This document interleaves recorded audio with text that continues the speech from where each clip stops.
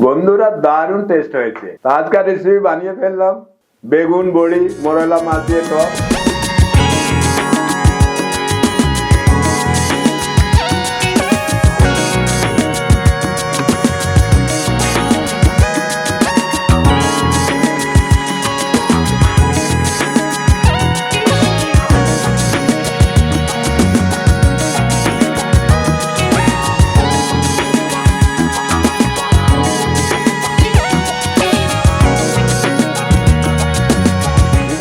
তো সব দেখাই হয়ে গেল, তো শুরু করা যাক আজকের রেসিপি। ফুটান্ত জলে কাঁচা তেঁতুলকে একটু সেদ্ধ করে নেব, এটা নরম হয়ে যাক, তারপরে তুলে নেব।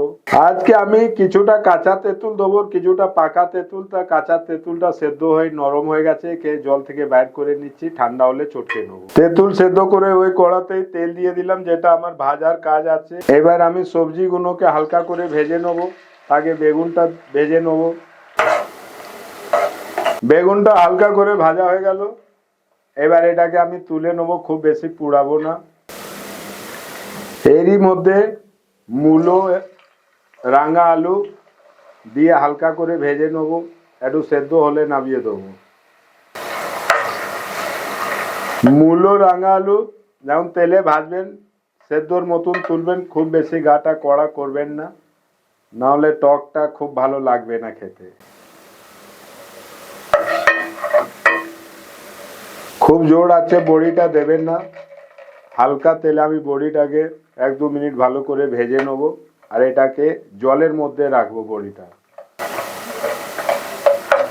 তো আপনারা দেখতে পাচ্ছেন বড়িটাকে ভেজে জলে দিয়ে দিলাম গরম অবস্থা।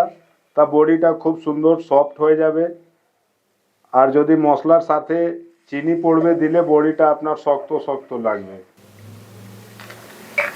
মাঝে একটু নুন হলুদ মাখিয়ে নিয়েছিলাম, ভাজাটা ভালো হবে।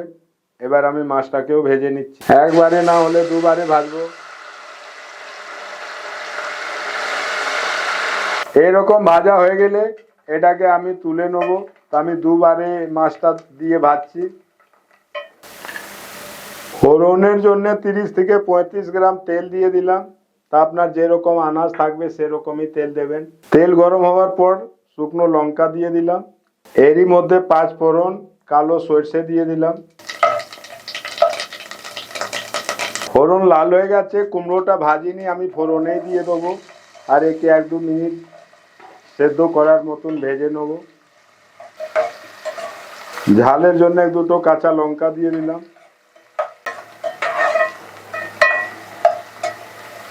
খুব বেশি কুমড়োকে পুড়িয়ে ভাজবো না, এটাতে একটু নুন দিয়ে দিলাম, একটু হলুদও লাগবে, একটু গুঁড়ো লঙ্কা দিলাম। একে 1-2 মিনিট ভেজে এতে জল দিয়ে দেবো। এবার এতে আমি 500 আন্দাজে এখন জল দিয়ে দেবো আনাজটা সেদ্ধর জন্যে। আগে আমি মূলো রাঙা আলু দিয়ে সেদ্ধ করব কুমড়োর সাথে।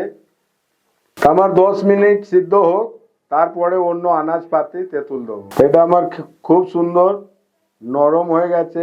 এরই মধ্যে এবার আমি বড়িটাকে দিয়ে দেবো জল সমেত, আর বেগুনটাকেও এতেই দিয়ে দেবো, আর আবার একবার ফুটিয়ে নেব। বড়িটাও অনেক ক্ষণ ঝোলে ফুটলো, এবার এতে আমি তেঁতুল জলটা দিয়ে দেবো।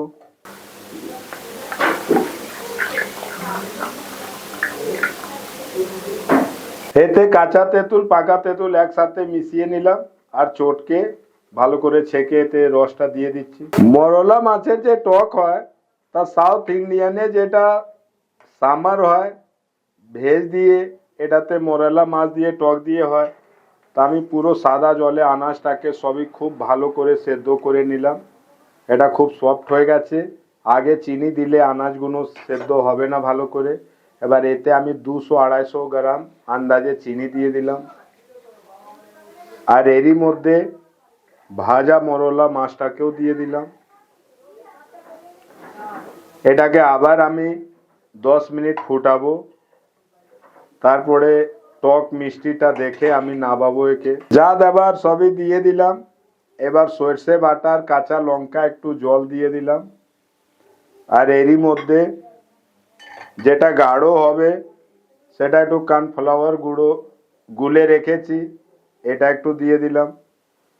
আর 1-2 মিনিট একে ফুটিয়ে আঁচটাকে বন্ধ করে দেবো। তারপরে দেখবেন এটা খুব সুন্দর জমে যাবে, যেরকম আমার টকের দরকার, মোটা পাতলা সেরকম হয়ে যাবে। কর্নফ্লাওয়ার দেওয়ার পর গাঢ় পাতলা যেটা আমার আছে ঠিক জায়গায় এসে যাবে। তা আমি এরকমই একে এখন পাতলা পাতলা নামিয়ে দেবো, 10 মিনিট ছেড়ে দেবো। তা দেখবেন গাঢ় হয়ে যেরকম টক থাকার সেরকমই হয়ে যাবে। বন্ধুরা দারুণ টেস্ট হয়েছে।